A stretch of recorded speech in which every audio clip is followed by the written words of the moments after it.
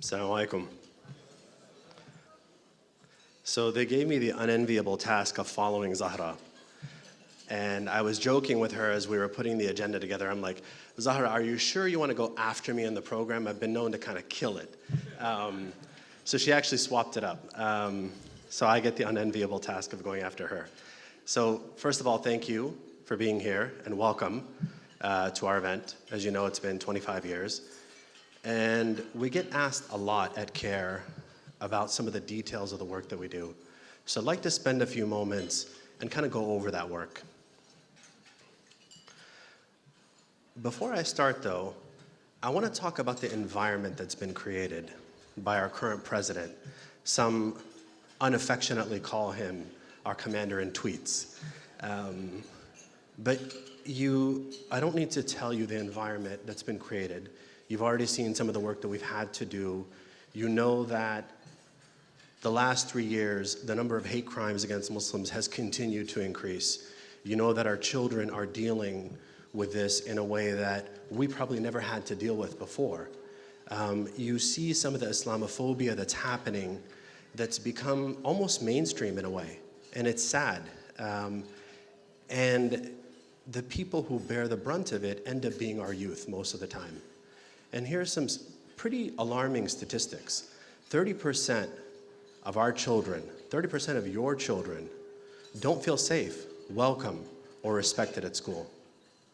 29% of them even say that it's a teacher or an administrator that's actually verbalizing some of the anti-Islamic sentiment.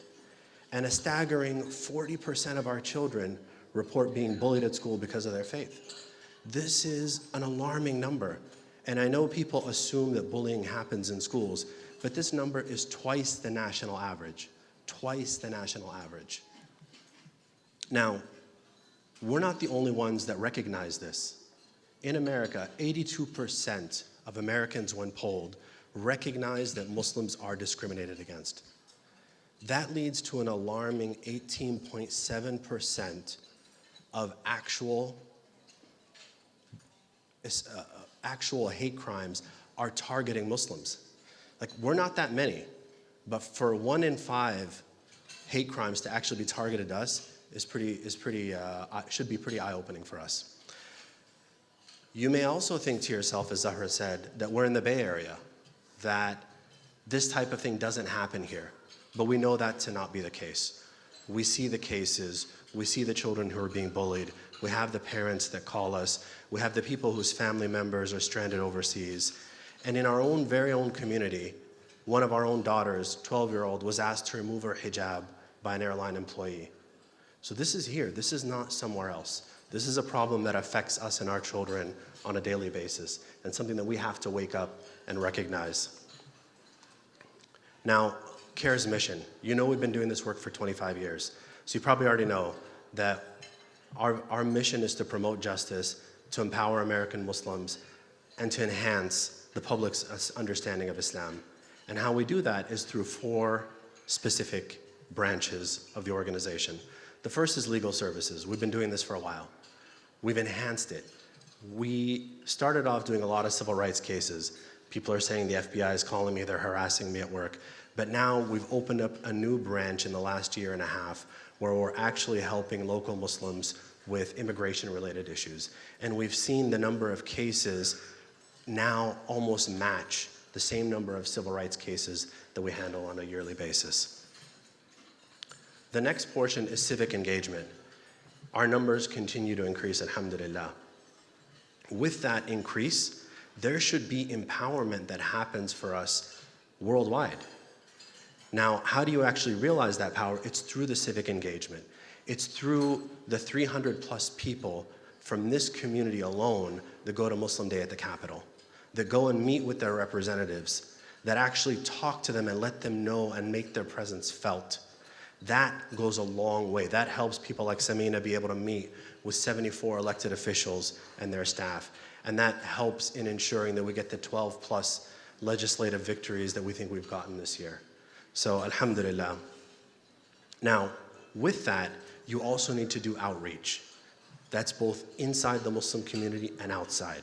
And so when you think about all the Muslim youth leadership events that we do, when you think about all the Know Your Rights campaigns that we put on, when you think about the over 60 masajid that our staff visit, sometimes even just during Ramadan.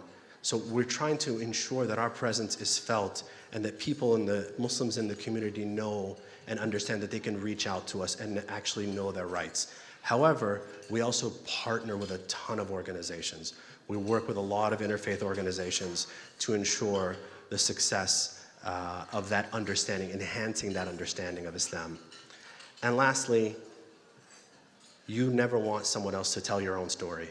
And this is where we've had well over 100 plus, 150 plus interviews that we've done from a media perspective. And alhamdulillah, we've been blessed with many members of our staff who are trained and can address the media. As you all know, Zahra as well has been on many, many TV interviews and the like. Now, where do we go from here? Just continuing to actually do this work takes a lot of effort. And so from our perspective, we want to continue to do everything we're doing. We have to hire more attorneys as far as the amount of work as it continues to increase. Additionally, next year is an election year. We have to mobilize as many Muslims as possible. It's not an option anymore not to vote. And this will probably be the election of our lives. People will remember this election. We don't want to sit this one out. We have to be engaged. And lastly, we want to expand.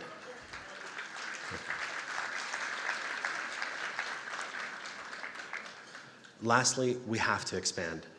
We've been, even though we work across the Bay Area, we need to reach even further out. We need to be in Oakland, we need to be in San Francisco, we need to be in Richmond. There are a lot of people that need care services, and it's very hard to do that when you're a South Bay centered organization. So that's going to be a big push for us next year. Again, I want to thank you, and I want to also encourage you.